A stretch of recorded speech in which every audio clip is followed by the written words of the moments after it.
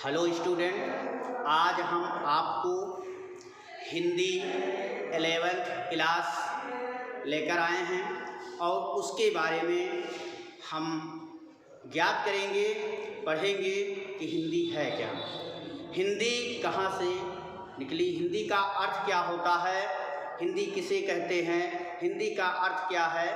तो उसके बारे में हम आइए जानकारी प्राप्त करते हैं और उसको आगे बढ़ते हैं, क्योंकि हिंदी हमारी राष्ट्रीय भाषा है। हिंदी हमारी राष्ट्रीय भाषा होने के कारण ये बहुत सटीक और बहुत उत्तम और इसके बारे में जानकारी प्राप्त करना हमारा सबका कर्तव्य है कि ये क्या है। तो 11th क्लास में आज हिंदी है क्या उसके बारे में बताएंगे कि हिंदी का अर्थ क्या होता है। तो आइए दोस्तों, आज हम उसके बारे में जानकारी प्राप्त करते हैं कि हिंदी कहते किसको हैं, हिंदी का अर्थ क्या होता है और फिर हिंदी किसे कहते हैं। तो उसके बारे में हम अब प्राप्त करते हैं और उसके बारे में हम जानकारी लेते हैं। तो चलिए आज हम आपके बारे में बताएंगे, उसके बारे में चलिए। हिंदी का अर्थ, जो हिंदी किसे कहते हैं। अब जो हिंदी है, हिंदी कहते किसको हैं, हिंदी का जो अर्थ होता है, जैसे हिंदी, हिंदी का अर्थ, हिंदी का जो अर्थ होता है यहाँ पर, हिंदी का अर्थ। अब हिंदी का अर्थ किसे कहते हैं, देखिए हिंदी कहते किसको, हिंदी क्या है। हिंदी का जो रूपांतर करेंगे तो इसका सही अर्थ आपका आ जाएगा हीनता, ये आएगा हीनता और द से तुम्हारा आ जाएगा दलन। फिर इसका जब बराबर करेंगे तो इसका आ जाएगा अर्थ हीनता का दलन, हीनता का दलन। अब देखिए हीनता का दलन, ये जो हमारा प्राप्त होता है, हीनता कैसे आती है, जब हम कोई भाषा को पढ़ते हैं, जब हम किसी दूसरी भाषा को पढ़ते हैं, जैसे संस्कृत, अंग्रेजी, चीनी, मलयालम, कन्नड़, अन्य भाषाएं जब हम पढ़ते हैं तो मन में एक क्षोभ होता है, मन में एक क्षोभ होता है कि उसे कहते किसे। जैसे एक छोटी सी बात है, जब हम शुरू में, जब बच्चा छोटा पढ़ता है, उसके बाद में जब वाटर के बारे में पूछता है कि वाटर, जब पूछता है वाटर के बारे में क्या होता है, तब उसे नहीं मालूम होता है कि वाटर माने क्या होता है।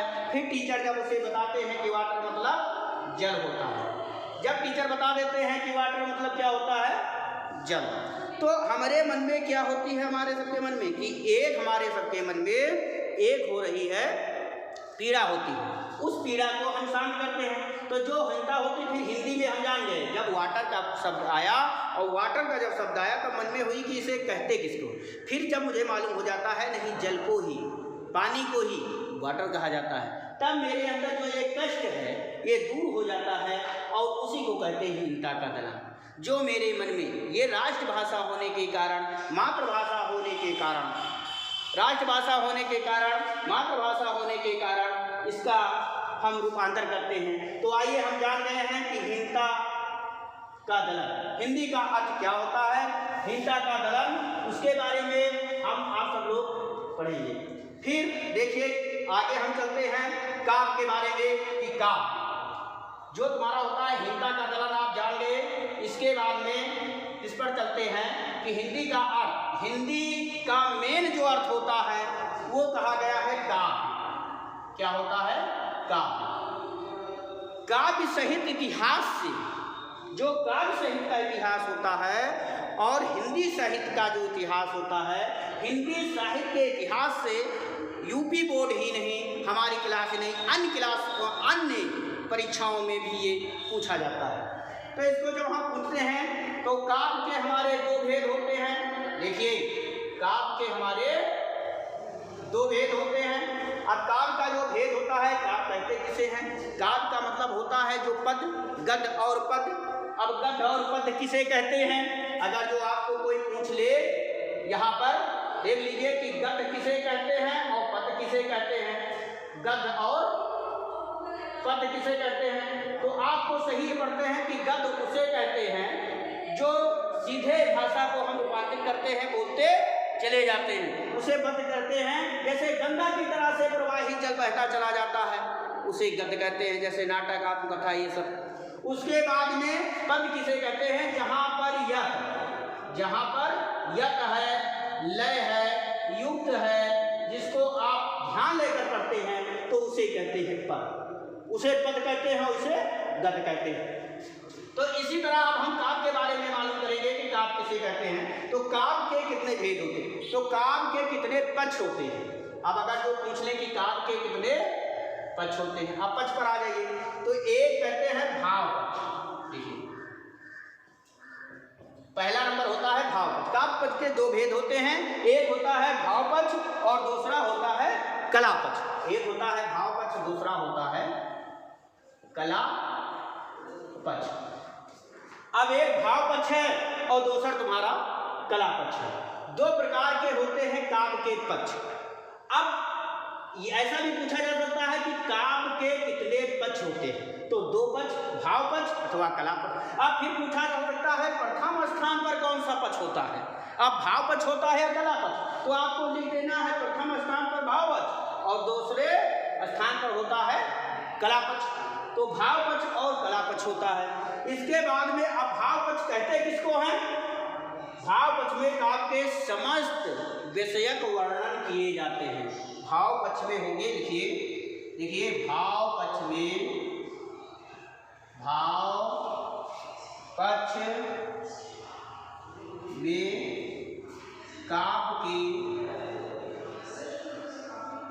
काव्य के समस्त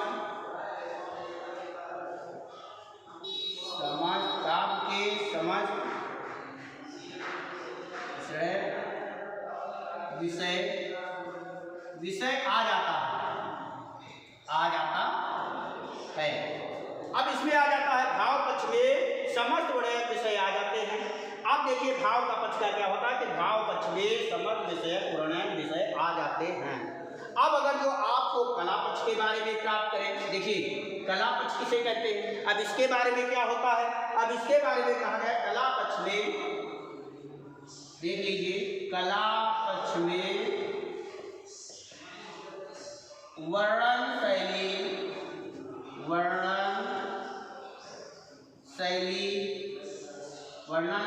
के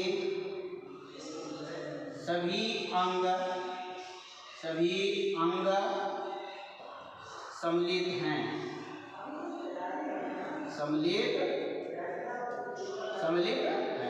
अब इसमें समस्त अंग सम्मिलित हैं, इसमें अंग सम्मिलित हैं, तो दो पक्ष होते हैं। अब कला पक्ष किसे कहते हैं, ध्यान दीजिए, कला पक्ष में वर्णन शैली के सभी अंग सम्मिलित हैं और भाव पक्ष में काव्य के समस्त विषय आ जाते हैं। अब ये तुम्हारा हुआ पक्ष, दो पक्ष हुए। अब दो पक्ष में क्या होता है, इसके बारे में क्या होता है अब आप जान गए हैं, भाव पक्ष और कला पक्ष। ध्यान दीजिए, भाव पक्ष और कला पक्ष दोनों विषय वर्णन का प्रयोग किया जाता है।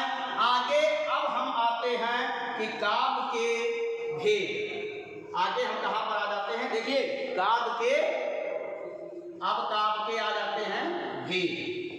काव्य के कितने भेद होते हैं, देखिए अगला प्रश्न है काव्य के भेद। अब काव्य के भेद किसे कहते हैं, ध्यान दीजिए, काव्य के कितने भेद होते हैं, काव्य के होते हैं दो भेद।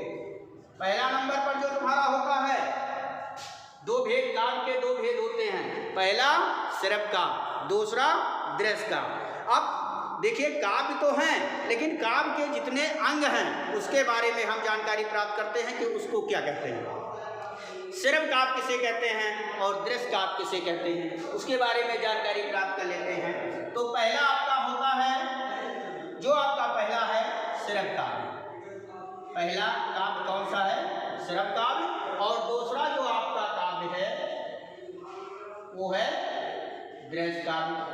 तो पहला हुआ श्रव्य काव्य और दूसरा हुआ दृश्य काव्य। दो प्रकार के काव्य होते हैं, पहला श्रव्य काव्य है और दूसरा दृश्य काव्य है। दो काव्य के बोलते हैं। अब श्रव्य काव्य का अर्थ क्या होता है, श्रव्य काव्य का अर्थ होता है जो काव्य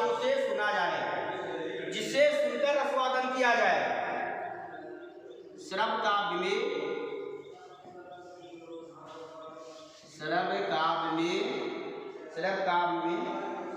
या पक्ष में कानों से सुना जाने वाला या पढ़ा जाने वाला। अब देखिए श्रव काव्य का मतलब होता है, काव्य का पक्ष क्या होता है कि कानों से सुना जाना या पढ़ा जाना। अब श्रव काव्य का अर्थ होता है, अब श्रव काव्य उसे कहते हैं जैसे तुम्हारा आज पता है, कहानी है, इस तरह के अर्थ तुम्हारे आते हैं, उपन्यास हैं, ये कानों के द्वारा। अब दृश्य काव्य किसे कहते हैं? ये तो श्रव काव्य और दृश्य काव्य में अंतर, ये भी पूछ लेते हैं क्वेश्चन में कि श्रव काव्य और दृश्य काव्य में अंतर। तो ये जो आपका क्वेश्चन है कि दोनों में क्या अंतर है, तो श्रव काव्य में जो कानों के द्वारा, मेन कानों के द्वारा या आंखों के द्वारा जो पढ़कर हम प्राप्त कर लेते हैं। लेकिन दृश्य काव्य का मतलब इसे पढ़ते नहीं है, दृश्य काव्य को पढ़ते नहीं है, यानी पढ़ने के बाद जैसे तुमको देख कर जो रस को आस्वादन करें, यानी सुनते भी हैं, देखते भी हैं, जो मन में आत्मभाव से जो प्राप्त करते हैं उसे क्या कहते हैं? दृश्य काव्य। अब दृश्य काव्य में तुम्हारे कौन कौन पक्ष आते हैं, यानी मेन चीज देख लेना, देखना, बस आप मालूम हो जाएगा। देखना का क्या हुआ, जैसे आपको नौटंकी सबसे लोकप्रिय थी, नौटंकी, अब नौटंकी है, नाटक है, इस तरह के जितने आपके हैं जो रंगमंच पर दिखाए जा सके और जिसको देखकर जो मन में आनंद प्राप्त हो, और आनंद प्राप्त हो रंगमंच के द्वारा, जो अभिनय के द्वारा किया जाए, उसे दृश्य काव्य कहते हैं, और इसे कहते हैं श्रव काव्य, यानी कानों के द्वारा। तो ये आपके बारे में बताया कि श्रव काव्य और दृश्य काव्य किसे कहते हैं। अब आगे हम चलते हैं इसके बारे में कि श्रव काव्य किसे कहते हैं, उसके बारे में आपको हम जल्दी से बता देते हैं। श्रव काव्य अब नंबर 1 पर आपका आ गया है श्रव काव्य। श्रव काव्य कितने प्रकार के होते हैं? देखिए वो तो श्रव काव्य में आपको संक्षिप्त में बता दिया गया था कि श्रव काव्य किसे कहते हैं, श्रव काव्य का अर्थ क्या होता है, श्रव काव्य को कहा क्या जाता है, श्रव काव्य का अर्थ क्या होता है। तो इसके बारे में आप इसमें 2 होते हैं, 2 अर्थ कौन कौन होते हैं, जो आप इसके 2 अंग होते हैं। एक होता है प्रबंध काव्य और दूसरा तुम्हारा जो होता है, एक होता है प्रबंध काव्य और दूसरा होता है मुक्तक काव्य। मुक्तक काव्य, अब प्रबंध काव्य हो गया और मुक्तक काव्य हो गया। अब प्रबंधक काव्य का मतलब क्या होता है? देखिए प्रबंध काव्य में क्या होता है, धारावाहिक कहानियों का वर्णन किया जाता है, धारावाहिक कहानियों का वर्णन किया जाता है, धारावाहिक कहानी जो होती है उनका वर्णन किया जाता है। जैसे जयशंकर प्रसाद का क्या है तुम्हारा, जयशंकर प्रसाद का है तुम्हारा कमायनी, जयशंकर प्रसाद का क्या है, कमायनी। अब देखिए ये धारावाहिक कहानियों का वर्णन किसमें किया जाता है, प्रबंधक काव्य। कभी पूछ लिया जाता है कि सिर्फ प्रबंधक काव्य कौन सा है, दृश्य काव्य का है या श्रव काव्य का, तो आपको बता देना है ये श्रव काव्य का है। अगर जो तो इसमें धारावाहिक कहानी का वर्णन किया जाता है। मुक्तक काव्य का अर्थ क्या होता है, जो पद के द्वारा रचित किया जाता है। अब पद के द्वारा तो समस्त रचित किए जाते हैं, लेकिन ये जो है ये धारावाहिक होता है, जो कमायनी रची जाती है, और इसके द्वारा जो दृश्य के द्वारा किया जाता है, यानी पढ़ाई पद के द्वारा गाया जाता है। जैसे तुम्हारा पद के द्वारा मान लो गाया जाता है, कैसे, जैसे बिहारी है, तुलसीदास हैं, तुलसी हैं, तुलसी के बाद में फिर तुम्हारा जो है मीरा, अन्य जितने भी हैं, तो इनके जो, अब इनको कोई पूछ ले कि ये सब किसके हैं, तो आपको मुक्तक कहना होगा। ध्यान रखो, इसमें मत आ जाइए धारावाहिक। अगर जो सुमित्रानंदन पंत, सूर्यकांत त्रिपाठी निराला, महादेवी वर्मा, ये सब हैं, ये सब धारावाहिक हैं। और ये वाले जितने हैं पद में गाए जाते हैं, जैसे बिहारी हैं, कबीर हैं, तुलसी हैं, मीरा हैं, ये सब मुक्तक आपको बारे में मालूम होगा कि इसके बारे में क्या कहा जाता है। तो अब देखिए प्रबंध काव्य का जो अर्थ होता है तुम्हारा मालूम हो जाता है कि इसमें क्या किया जाता है। अब प्रबंधक काव्य का जो, फिर आगे देखिए,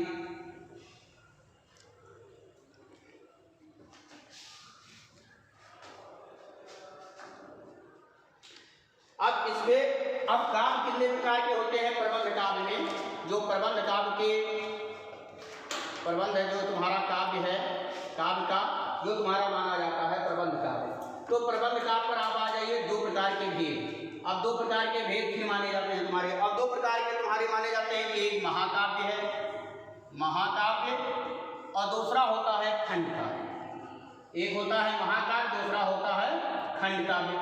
अब देखिए, एक महाकाव्य है और दूसरा खंड काव्य है। महाकाव्य में महान चरित्र वाला नायक होता है, उसे महान काव्य, जिसके अंतर्गत एक महान नायक होता है, जिसके अंतर्गत समस्त पात्र, समस्त चरित्रण, समस्त वहाँ के वेशभूषा, चित्रण, कहानी उसके अंतर्गत घूमती है, उसके अंतर्गत घूमती है, उसे महाकाव्य कहते हैं। जैसे यहाँ पर प्रिय प्रवास, अब प्रिय प्रवास जो लिखा, प्रिय प्रवास, ये अयोध्या सिंह उपाध्याय हरिऔध जी ने लिखा, अयोध्या सिंह उपाध्याय हरिऔध जी ने लिखा। अब इसके बाद अगर जो दूसरा ले लो तो रामचरितमानस है, तीसरा ले लो साकेत है, तो इस तरह के अन्य जितने भी होते हैं ये माने जाते हैं। अब खंड का, जो खंडों में विभाजित हो, जो खंड में विभाजित हो, और एक खंड का मतलब एक खंड का एक ही अध्याय, एक खंड का एक ही अध्याय हो, और उस अध्याय पर छोटे से पद को उसमें समाप्त कर दिया जाए। जैसे त्यागपथी, अब आपको दिया गया क्या है? त्यागपथी।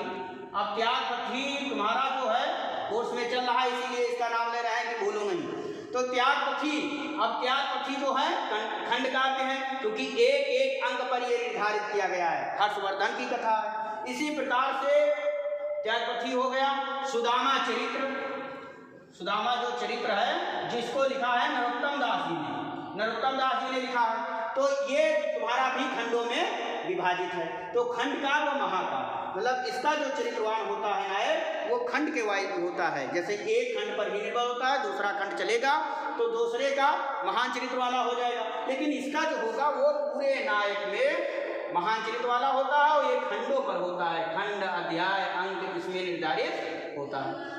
तो आज आपको इसके बारे में बताया। अगले वीडियो में हम जो काव्य के विभिन्न भेद हैं, जो काव्य के विभिन्न भेद हैं उसके बारे में बताएंगे कि काव्य के विभिन्न भेद कौन कौन हैं, और काव्य के जो है और अंग कौन है, जैसे शाखाएं कितने निकली, कितने प्रकार के निर्गुण शाखा, सद्गुण शाखा ये सब निकली, उसके बारे में बताएंगे।